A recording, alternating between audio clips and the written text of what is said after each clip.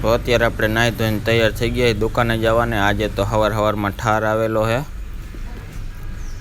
જાણે વરસાદ આવેલો હોય એવું પલળી ગયું। જો ગાપો મારી દે તો પેલા આપણે ગાપો મારી દીધો ને થઈ ગયું એકદમ ચકાચક। જોઈ લ્યો। તો કેમ છો મિત્રો, જય દ્વારકાધીશ। આજે દિવસ છે 30મો ને અત્યારે હનુમાનજીના મંદિરે આવી ગયો હું।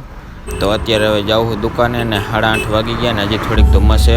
તો અત્યારે દુકાને આવી ગયો ને કામ બામ પતાવી દીધું એ બધુંય, નવરો થઈ ગયો હું અત્યારમાં।